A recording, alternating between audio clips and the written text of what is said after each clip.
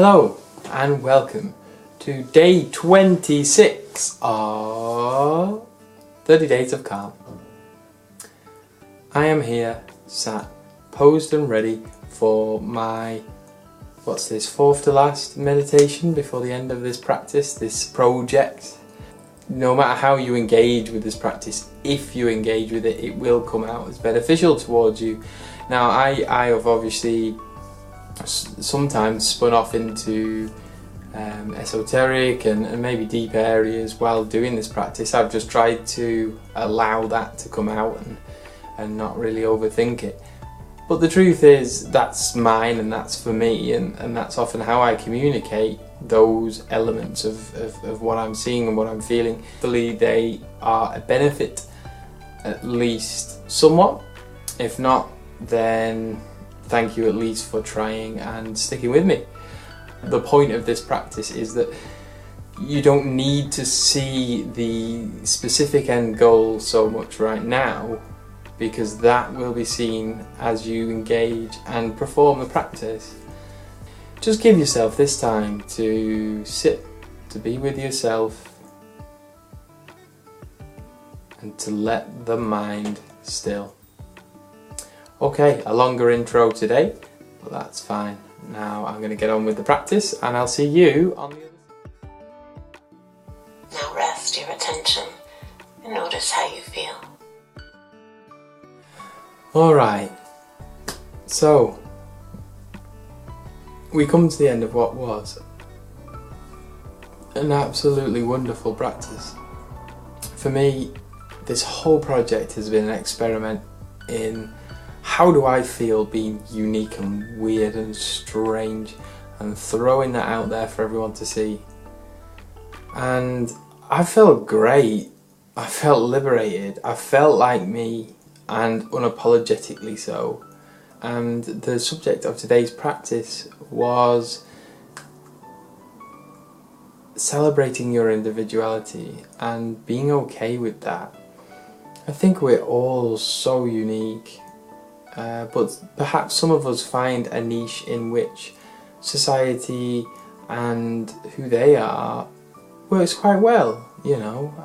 Particularly I think those who were brought up by structured, normal families and found a grounding in that, and good on them. Me personally, I found it difficult to ever fit in with life because I didn't really experience my individuality being one that was really congruent with the life that's really acceptable. Eventually that gave birth to the opposite of that, a rebellious self, and that gave me a lot of strength because it saw the narrowness in which society will judge us. And it was very challenging for a long time to celebrate who I was. So I tried quite a few times to be someone else, be me but with a flair of acceptability. But it never worked for me personally, until I arrived at the realisation that Tom's okay. So now I can celebrate who I am, and I'd wish nothing more than for everyone to be able to have that with themselves.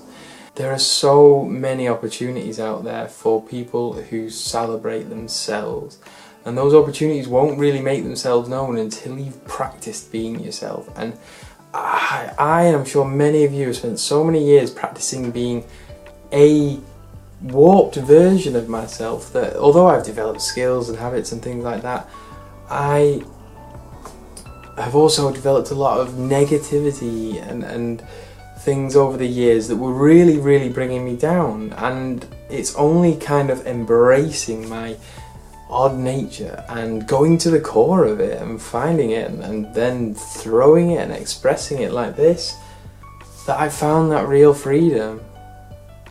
Have the authority within your own consciousness to approve of what you see, and you deserve that. We all deserve that.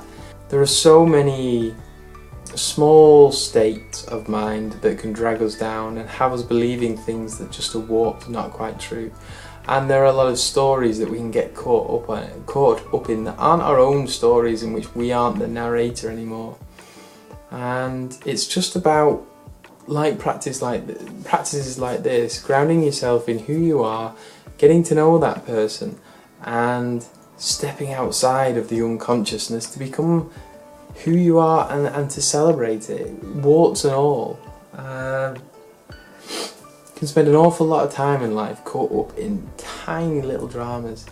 If it was a computer game and you zoomed in on your character and you are your character and someone insulted you, and 4 days later you can't stop thinking about it, and then you zoomed out to see the whole world once more, what then is that small drama? And when you connect to that greater place, those dramas become minuscule, because that's where they belong. Those negative places and those unconscious traps, you deserve better, and they have no place in you. Okay, thank you once more for joining me. Day 26. I'll see you tomorrow.